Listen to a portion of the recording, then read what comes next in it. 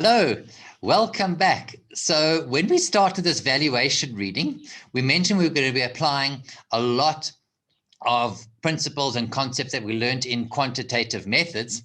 So as we've already done in the first two classes, we've revisited time value of money in a big way, and we're still going to be doing more time value of money principles in this class.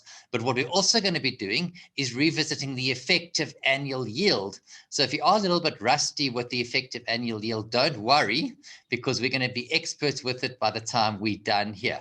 So let's get started then. So we're now going to be looking at annual yields for varying compounding periods in the year. So periodicity, that's a funny word, hey, of a fixed rate bond.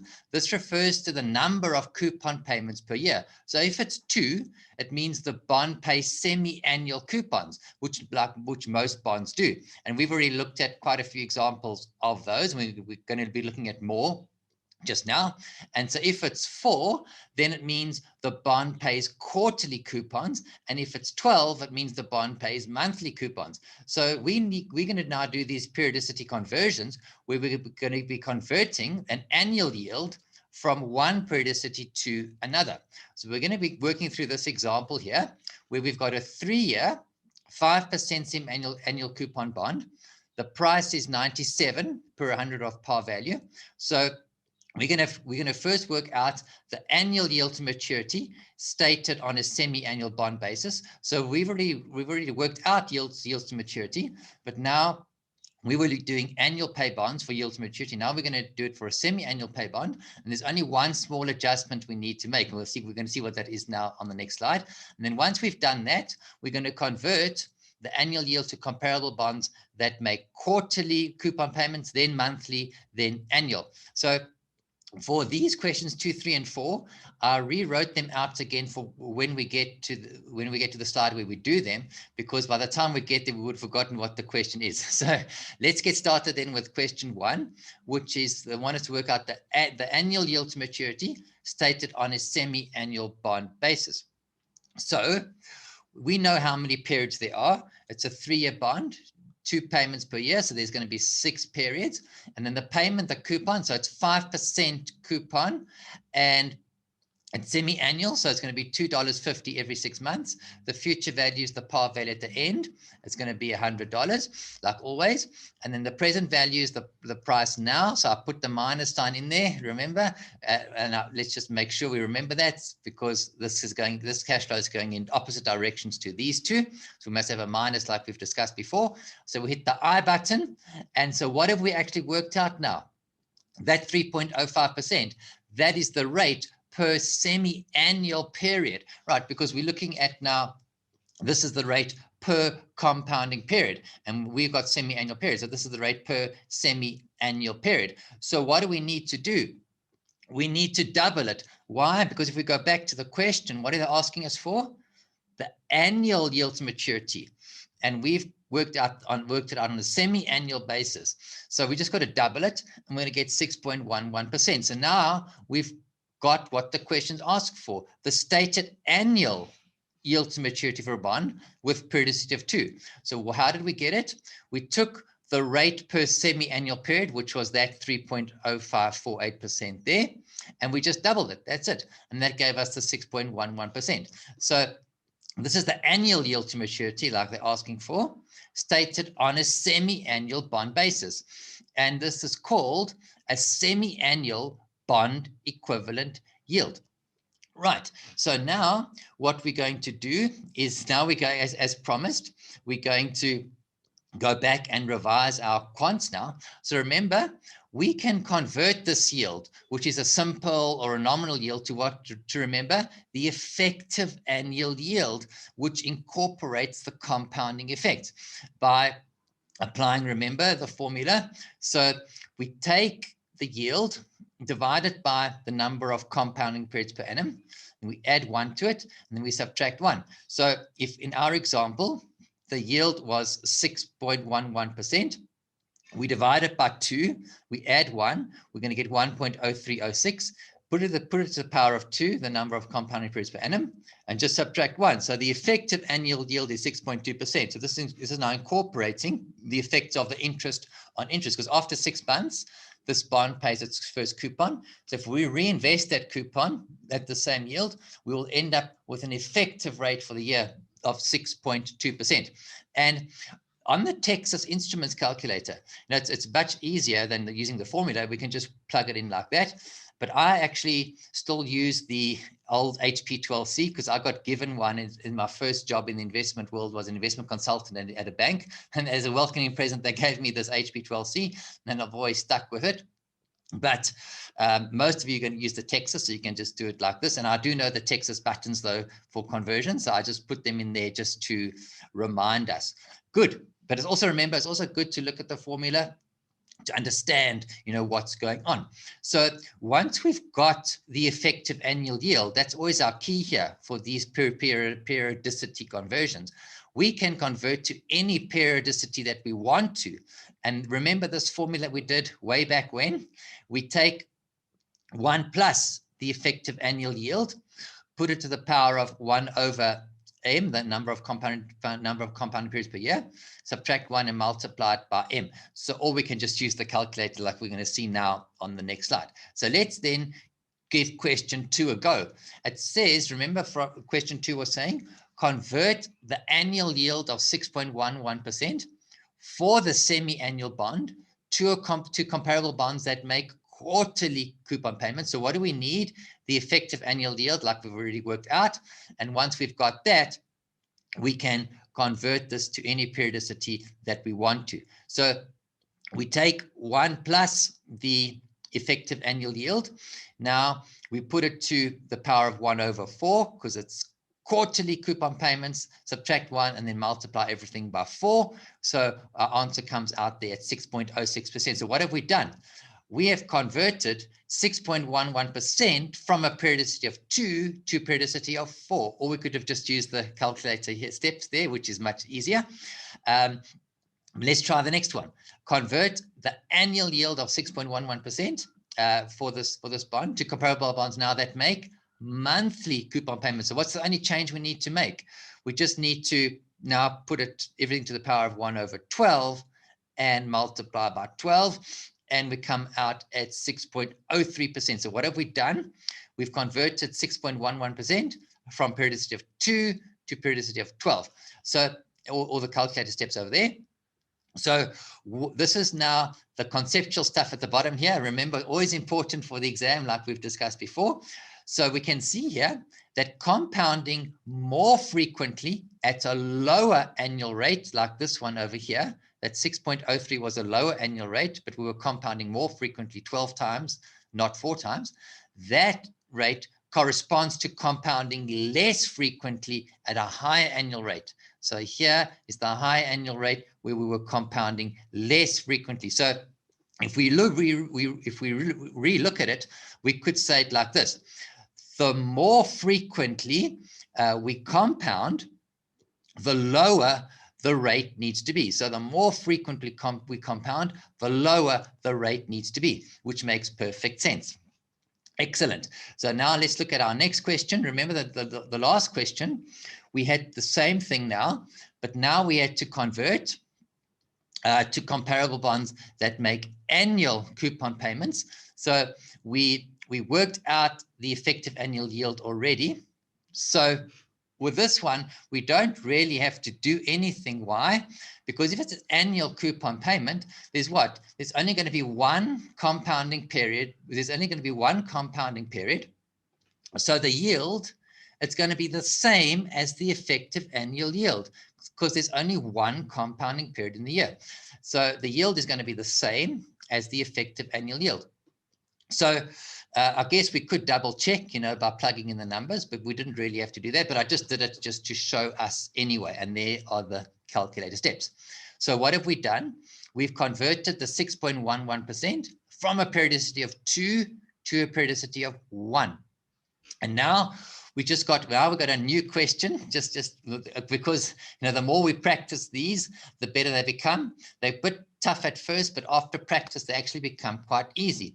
So now we've got the yield to maturity on a bond that makes annual coupon payments at 6.85%. Another one is to work out what is the yield to maturity for a comparable bond that makes semi-annual coupon payments. So what's the key always? We need the effective annual yield. But there's good news in this question. Okay, because the yield to maturity of an annual payment bond, that is an effective annual yield. And the yield to maturity here on this annual coupon bond is 6.85%, which means now that the effective annual yield is going to be that 6.85%, because the yield to maturity was 6.85%, and that yield to maturity of an annual pay bond, that is an effective annual yield because there's only one payment in the year. So here's the effective annual yield there. We remember we always need that. So we know what the effective annual yield is because there was only the one payment in the year. So that annual coupon payment, that yield to maturity for the annual coupon payment bond, that's 6.85%. That is the effective annual yield. So we don't have to do all this. We just take the effective annual yield, and we have one periodicity of 2. So we put it to we take 1 plus that to the power of 1 over 2, subtract our 1, multiply by 2, there we go. But what I did over here is just to double check, right? So if we wanted to make sure that the effective annual yield was 6.85%, we can do this, but it's not really necessary. Okie dokes. So that takes care of that. And then just before we finish this little section, in the CFA Institute practice problems, you know, the additional notes that I've done for those practice problem solutions, we've looked at these already in some of the other classes. We've been through these. And there was a periodicity question here somewhere. There we go. This question over here, I did it like the way we've done now in the slides. And there's the calculator steps too, because for me, it's much easier than the way they did it. So as long as we can master questions like this, we're going to be just fine. So just takes a bit of practice and we're going to be 100% all right. Good. So now we're going on to yield measures for fixed rate bonds. So with a street convention, this assumes that coupon payments are made on the scheduled dates, even if the date is a weekend or a holiday. So let's say, for example, the coupon scheduled date is Saturday. This means under street convention, we receive the coupon on Saturday. So we're neglecting the weekends and holidays.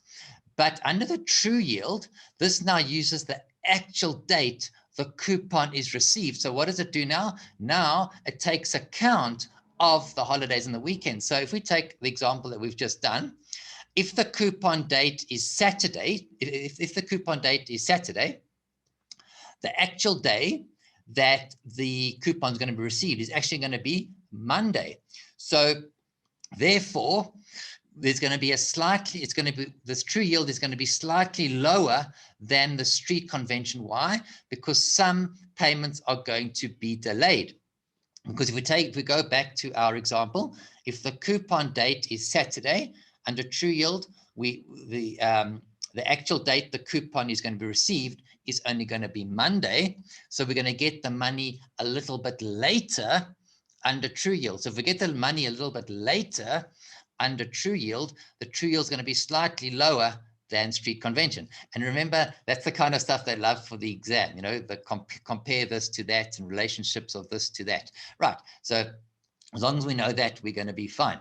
So now corporate bonds, they usually use, like we've discussed before, the 3360 method, which means that every month, no matter what it is, has got 30 days, and the year has got assumed to have 360 days.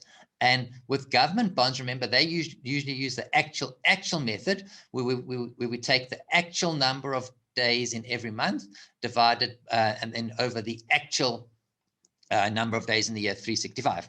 So when we want to see the spread of a corporate bond over a government bond, so the spread works like this. We're going to be talking about this more in another class, but let's say we've got a corporate bond, and let's say it's a 5-year corporate bond, and its yield is 6%, and we've got a government bond that's also got 5 years to maturity, and its yield is 4%. So the spread is 2% because the corporate bond is more risky. So it's got to pay a higher yield than the government bond to compensate investors for the risk.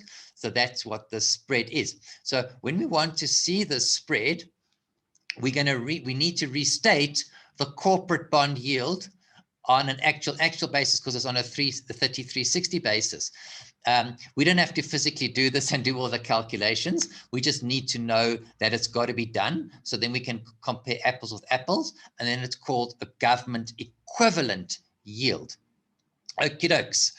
Right, now we're going to look at some nice little calculations here. We're going to first look at the current yield. So all this is the annual, and I'm going to circle that because there's a reason why I'm circling it. We'll come to that now. We're going to take the annual coupon payment and divide it by the flat price. Remember the flat price?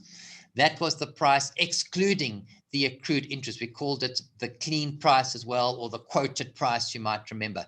So now we've got this example. It's the same example that we had a little bit earlier. And to work out the current yield, what do we need to do? All we need to do is take the annual coupon. So it's 5%. That's the annual rate. So it's going to be $5 a year, because although it's semi-annual, as we worked out before, it's paying $2.50 every 6 months. We need to then take the annual. So you're going to get $2.50 each month. You're going to get $5 in the year. And we divide that by the price they give us, the current price of the bond, they're 97. So it's going to be 5.15. So you might remember a few minutes ago when we worked out the yield to maturity of this bond, it was 6.11%. I'm 99% sure it was 6.11%, but you can just double check for me. So you can see that this is a little bit out. Why is the current yield now out? The yield to maturity is actually 6.11. Why is it out? Because this current yield neglects a few things, like it neglects the frequency of coupon payments. We just take the annual amount. We're not taking into account how often it pays coupons. And it also neglects the accrued interest. And this is the big one. It neglects again if the bond is purchased at a discount and redeemed at par, like this bond over here. It's purchased at a discount, but what do we get back as investors at maturity? We get back par. So in other words, investors are going to get an extra 3% here. And over 3 years, that's going to be an extra 1% per annum. So that's why this is 5.1. If we add 1, it's going to be 6.11. Then we're going to be, if we add 1, it'll be 6.1. So we're going to be much closer to the true yield once we actually take into account this discount, which we're going to rectify on the next slide. And then it also neglects a loss if neglects the loss if the bond is purchased at a premium and redeemed at par. Because remember, if a bond is purchased at premium, we pay above par, let's say like 103 or whatever, and we're only going to get back 100 at maturity. So it neglects that as well. So how we're going to rectify this is this, with this thing called the simple yield. Now this takes the straight line amortization of the discount or premium into account. So for a discount bond, the only adjustment from the previous slide is now we add the amortization. So why do we add? Because we are buying below par and we're going to get back par maturity. So we're going to add the amortization. And with premium bond is the other way around. We subtract, because the premium bond we buy above par and we're only going to get back par at maturity. So we're going to subtract the amortization there. So let's try. So it's the same example as before. So we can see that the discount, it's $3. And on an annual straight line amortization basis, we take the $3, we divide by the 3-year term. So it's going to be an extra 1% per annum, like we mentioned on the previous slide.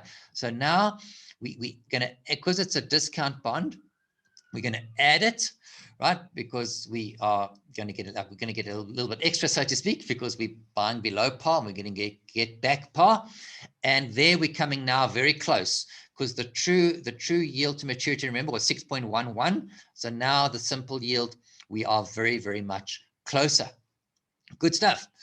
Right. So now we got to go back to this friend of ours called the callable bond. Remember, we spoke about the callable bonds in our first, I think it was our first, in the first reading we did in fixed income. So with the callable bonds, this is where the issuer has got the right to buy the bonds back from the investors at a certain price. So when the bond is callable, we can calculate what we call the yield to call, but don't stress, there's nothing new. We're going to use the exact same functions on the calculator as we did for yield to maturity, but we're just going to make a few small changes. We're going to use the call price for future value, because with a callable bond, the issuer normally buys the bond back at a price that's above par. So we're not going to get par back at maturity. We're going to get something else. We're going to get, I shouldn't say maturity. I should say on the call date of the bond. So we're going to receive the call price on the call date, not the par. So we're going to use the call price for future value. And then we're going to use the number of periods to the call date for N, not the number of periods to maturity anymore, but the number of periods to the call date. That's the number of periods to the call date. That's going to be our N. So let's do the example, and we'll see it's actually really not bad. So we've got a 10-year, 6% callable semi-annual coupon bond, market price 96, and this is the call schedule. So it's callable in 4 years at 103. So this means that if it's callable in 4 years, we're going to get back 103 and not 100, because the issuer has to pay back 103 if he calls it after 4 years, not 100. And then the N, the number of compounding periods, well, if it's callable in 4 years, it's a semi-annual bond, so it's going to be 2 periods a year. For 4 years, it's going to be 8. And then if it's callable in 6 years at 102, the future value is going to be 102, and there's going to be 12 periods in that scenario. So let's try it now. So yield to maturity, this is our old friend. So we know how to do yield to maturity. So it's going to be 20 periods, because it's a 10-year bond, semi-annual payments. So 2 periods a year for 10 years. And then the payment, it's going to be $6 coupon per annum. So it's going to be $3 every 6 months. And so if it's held to maturity, remember, we always get the par back at maturity. So it's the future value is 100. The value now 96. Remember the minus sign, like we know.